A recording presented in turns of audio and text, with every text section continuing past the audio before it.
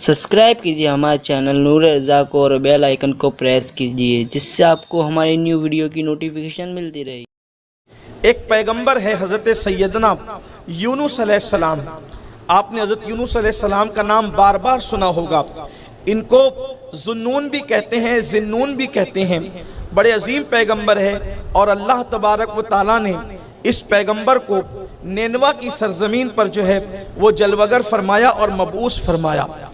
कौम बड़ी शरीर थी और कौम जो है हज़रत यूनुस अलैहिस्सलाम को सताती थी। आप जब उनको दावत पेश करते थे, अल्लाह की तरफ बुलाते थे, तो वो आने में कीलो काल करते थे, हीलो हुज्जत करते थे। एक दिन हज़रत यूनुस अलैहिस्सलाम ने अल्लाह से कहा, मौला ये मेरी बात मानते नहीं है, ये मेरी बात नहीं मानते। और फिर अल्लाह ने हुक्म फरमाया कि इनसे कह दो कि ये अब अपने आप को अजाब के लिए तैयार कर ले।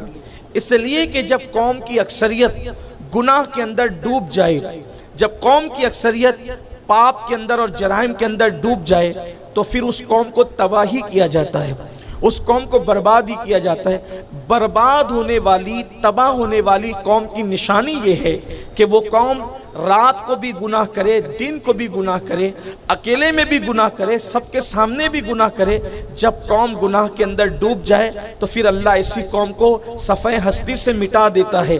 मिटने वाली कौम की पहचान यही है। और शायद आज हमारी भी कैफियत यही हो रही है कि आज हमारे दरमियान रातों में भी गुनाह हो रहे हैं, दिन में भी गुनाह हो रहे हैं, तन्हाई में भी गुनाह हो रहे हैं, और सबके सामने भी बेहयाई के साथ लोग गुनाह कर रहे हैं। कल तक मुसलमान अगर सिर्फ फिल्म देखने के लिए चला जाता था अपने मोहल्ले से, तो जब वो वापस लौटता था तो मुंह छुपाकर छुपते छुपाते आता था कि मुझे कोई देख न ले। यानी इतनी हया थी, इतना एहसास था, निदामत का ख्याल इतना था, एहसास जुर्म इतना था, गुनाह का एहसास इतना था कि फिल्म देख करके वापस लौटते थे। हालांकि उन फिल्मों के अंदर इतनी उरियानियत नहीं थी जितनी कि आज है। उस वक्त तो इसका तसव्वुर भी नहीं था, लेकिन फिर भी लोग झिझकते हुए दबे पांव आते थे और जेब से टिकट वगैरह फेंक कर फाड़ कर आते थे। कोई देख न ले, अब्बा न देखे, दादा न देखे, दोस्त न देखे, हत्ता के सब तो अपनी जगह, मोहल्ले का कोई बड़ा चाचा दादा जिसको मोहब्बत से कहते हैं वो भी न देख ले, ये ख्याल होता था। और अब हालत यह है कि लोग घरों के अंदर बैठकर रातों में जो है वो माज़अल्लाह उरिया फिल्में देखते हैं। यानी कि देखें कितना अंदाज बदला है लोगों का। और लोग कभी कभी ये भी सोचते हैं चलें यार तन्हाई में गुनाह कर लें, सबके सामने नेकियां करेंगे। अल्लाह के रसूल अलैहिस्सलाम फरमाते हैं कि जो सबके सामने नेकी करे और अकेले में गुनाह करे, अल्लाह क़यामत के दिन उनकी नेकियों को रेज़ा रेज़ा कर देगा। हबाअम मंसूरा कुरान ने फरमाया, अल्लाह रेत के ज़र्रों की तरह उनकी नेकियों को बिखेर देगा। क्योंकि अल्लाह तबारक व तआला अमल किसका कबूल करता है? कुरान कहता है वल आक़िबतु लिल मुत्तक़ीन, कि आखिरत तो सिर्फ अल्लाह से डरने वालों के लिए। और अल्लाह से डरने वालों की पहचान ये है कि वो तन्हाई में गुनाह छोड़ देते हैं। तो बहरहाल तबाह होने वाली कौम का अंजाम यही होता है कि वो सफ़े हस्ती से मिटा दी जाती है। हज़रत यूनुस अलैहिस्सलाम ने कौम को समझाया, नहीं माने। एक दिन अल्लाह ने फरमाया इनसे कह दो हम इन्हें हलाक कर देंगे, इन पर अल्लाह का अज़ाब आएगा। नतीजा ये हुआ कि आपने ऐलान कर दिया अब तुम पर अल्लाह का अज़ाब आएगा, इंतज़ार करो। आपने 3 दिन की मोहलत दी। हज़रत यूनुस अलैहिस्सलाम ने 3 दिन की मोहलत दी, 3 दिन में तुम सब हलाक हो जाओगे। और ये कहकर अभी अल्लाह से इजाज़त नहीं ली। आप गौर फरमाएं, ये मैं कुरान मुक़द्दस का बहुत खूबसूरत बाब आपके सामने पेश कर रहा हूँ। अल्लाह की गैरत देखें, गयूर, कितना वो गयूर है। हम अल्लाह को करीम जानकर जो जी में आता है करना चाहते हैं और करते हैं, लेकिन अल्लाह को करीम जानकर गुनाह करने वाले और अल्लाह तबारक व तआला को करीम जानकर गुनाहों पे दिलेर होने वाले ज़रा सोचे तो सही। हम गुनहगार होकर के खुदा को करीम जानकर गुनाह करते हैं, गोया कि हम अपने कितनी खुद फरेबी में मुब्तला है और किस कदर हम फरेबकारियों के अंदर मुब्तला, और शैतान ने हमें कैसा शिकार कर रखा है। ये अल्लाह के मासूम बंदों का जिक्र हो रहा है, अल्लाह के महबूब बंदों का जिक्र हो रहा है, अल्लाह के नबियों का जिक्र हो रहा है। आपने फरमाया कि 3 दिन में अजाब आएगा, और अल्लाह का इज़्न लिए बगैर, इजाज़त लिए बगैर आपने कौम को छोड़ दिया और आप शहर छोड़कर निकल गए। हालांकि ابھی یہ بات موقوف تھی اللہ کے اذن پر، اللہ کی اجازت پر، کہ یہ شہر چھوڑنے کے لیے اللہ کا حکم پاتے، اللہ سے اذن لیتے، اللہ سے اجازت لیتے، پھر شہر چھوڑتے، لیکن ایسا نہ ہوا۔ آپ اپنی مرضی سے شہر چھوڑ گئے، یہ کہہ کر اب تم پر 3 دن میں اللہ کا عذاب آئے گا۔ جب انہوں نے دیکھا کہ پیغمبر بستی چھوڑ کر چلے گئے اور عذاب کے آثار نظر آنے لگے تو پوری قوم جمع ہوئی۔ اس سے پہلے کہ تیسرا دن آتا پوری قوم جمع ہوئی، وہ روئے گڑ گڑائے، اللہ کی بارگاہ میں توبہ کیا، رجوع کیا، اور انہوں نے کہا کہ مولا اب ہم حضرت یونس علیہ السلام کی بات ماننے کے لیے تیار ہیں، انہوں نے جو کہا ہم اس پر ایمان لاتے ہیں، لیکن مولا عذاب نازل نہ فرما، اور پھر وہ عذاب ٹل گیا۔ ایک بات تو یہ ہوئی کہ وہ اللہ کی طرف رجوع ہوئے، جس عذاب کی پیشین گوئی کر دی گئی تھی اس کو صرف اللہ کی طرف رجوع ہونے کے بعد ٹال دیا گیا اور اس کو دور کر دیا گیا۔ لیکن اب قوم نے سوچا کہ یونس علیہ السلام کہاں ہے، ان کی پیروی کرنا ہے، ان کی اتباع کرنا ہے، تو یونس علیہ السلام تو جا چکے تھے بستی چھوڑ کر۔ اب یہ بستی چھوڑ کر گئے تو ساتھ میں ان کے بچے بھی تھے، 2 بچے تھے، اور پھر اللہ نے یہ ان کا امتحان لیا کہ ایک بچے کو دریا پار کرانے جا رہے تھے تو بچہ ڈوب گیا، دوسرے کو جانور اٹھا کر لے گیا، اسی طریقے سے آپ کی بیوی بھی آپ سے کھو گئی۔ یہ سارے حالات ہوئے۔ ایک کشتی جا رہی تھی، کشتی والے نظر آئے تو یونس علیہ السلام کو انہوں نے اپنی کشتی میں بٹھا لیا۔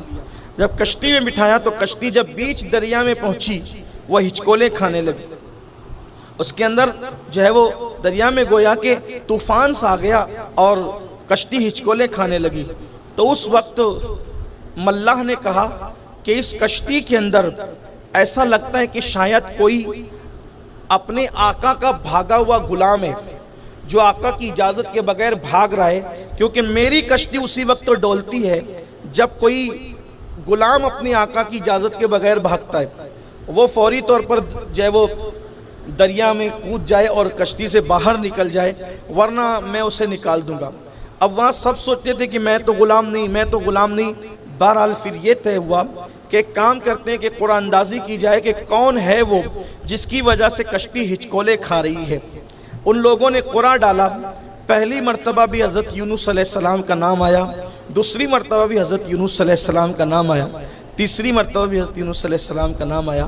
اندازہ کریں وہ لوگ جنہوں نے اپنی زندگی میں نمازیں ہی چھوڑ دی ہے، اللہ کے گھر میں نہیں آتے، جو حرام کھاتے ہیں، جن لوگوں کا حال یہ ہے کہ گالیاں ان کی زبانوں پر ہے، جو جی میں آتا ہے کرتے ہیں۔ اندازہ کریں اللہ کا پیغمبر معصوم نبی جس نے پوری زندگی اللہ کی راہ میں لگا دی، صرف ایک بات ہوئی کہ بستی چھوڑنے کے لیے اللہ سے اجازت نہیں لی تو اللہ تعالیٰ نے کس امتحان میں ان کو مبتلا فرمایا۔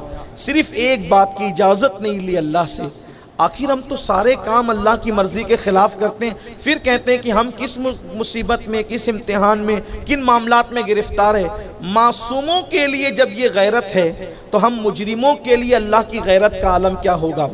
یہ جو کچھ مصیبتیں ہیں، مسائل ہیں، مشکلیں ہیں، قرآن کہتا ہے وَمَا أَصَابَكُم مِّن مُّصِيبَةٍ فَبِمَا كَسَبَتْ أَيْدِيكُمْ، کہ تم پر جو بھی مصیبت آتی ہے وہ سب تمہارے کیے کرتوت کا جو ہے وہ صلہ ہے اور تمہارے ہاتھوں کی کمائی ہے، تم جو کرتے ہو اسی کے صلے میں تمہیں مصیبت آتی ہے۔ اللہ کے رسول علیہ السلام نے فرمایا کہ کسی مسلمان کو، مومن کو کانٹا بھی نہیں چبھتا مگر اس کے گناہ کی وجہ سے۔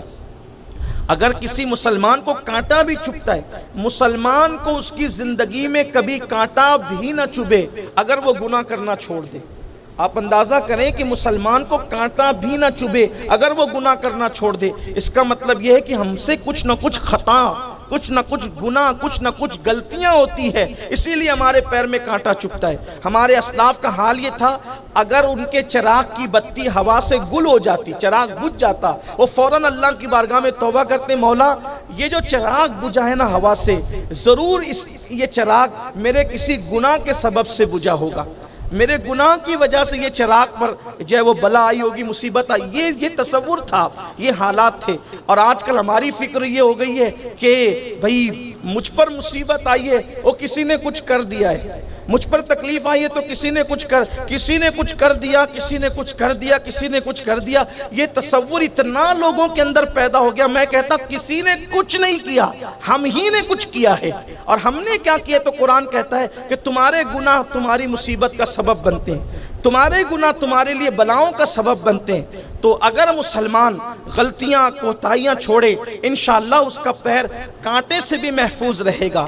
تو حضرت یونس علیہ السلام 3 مرتبہ قرآن ڈالا گیا، 3 مرتبہ قرآن اندازی کی گئی، اور تینوں مرتبہ حضرت یونس علیہ السلام کا نام نکلا۔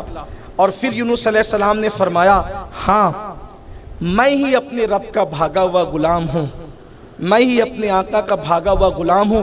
اور پھر انہوں نے جو وہ دریا کے اندر چھلانگ لگا دی۔ دریا میں چھلانگ لگانا تھا کہ یونس علیہ السلام جب دریا میں پہنچے تو اللہ نے حکم دیا مچھلی کو کہ ان کو اپنے پیٹ میں نگل لے، اور حضرت یونس علیہ السلام کو مچھلی نے اپنے پیٹ میں نگل لیا۔ حالانکہ چونکہ نبی تھے، احترام نبوت بھی اللہ نے دریا کے جانوروں کو سکھایا اور فرمایا کہ جو مچھلی نے یونس کو اپنے پیٹ میں رکھا ہے، اب کوئی دریا کا جانور اس کے برابر نہ تیرا کرے، کیونکہ اس کے اندر نبی موجود ہے۔ اور جو نر مچھلیاں تھیں ان کو حکم تھا کہ اس مچھلی کے قریب نہ جائیں، اس لیے کہ اس کے اندر اللہ کا نبی موجود ہے۔ اور پھر حضرت یونس علیہ السلام تقریباً 40 دن تک مچھلی کے پیٹ میں رہے، اور مچھلی کے پیٹ میں رہنے کی وجہ سے ہڈیاں، جسم سب کمزور ہو گیا۔ اس وقت حضرت یونس علیہ السلام کو خیال آیا کہ مچھلی کے پیٹ سے اب اس مصیبت سے نجات کیسے مل سکتی ہے؟ تو پھر وہی بات دل میں آئی، اللہ کی طرف رجوع کرو، اس لیے کہ رجوع اللہ، اللہ کی طرف پلٹنا، رجوع کرنا، یہ ہر مشکل کا حل ہے، یہ ہر مصیبت کا حل ہے، یہ ہر تکلیف کا حل ہے۔ اور پھر ایسے ہی ہوا کہ حضرت یونس علیہ السلام نے پھر اللہ کی طرف رجوع کر کے کہا، لا الہ الا انت سبحانک انی کنت من الظالمین۔ یہ کہنا تھا کہ اللہ تبارک و تعالیٰ نے حضرت یونس علیہ السلام کو مچھلی کے پیٹ سے نجات عطا فرمائی۔ تو مصیبتوں کا حل انبیاء کرام کی زندگی ہمیں بتا رہی ہے کہ اللہ کی طرف رجوع کرنا ہے، اللہ کی طرف پلٹنا ہے، اور مسلم امہ کو اس وقت بے پناہ ضرورت ہے اللہ کی طرف رجوع کرنے کی۔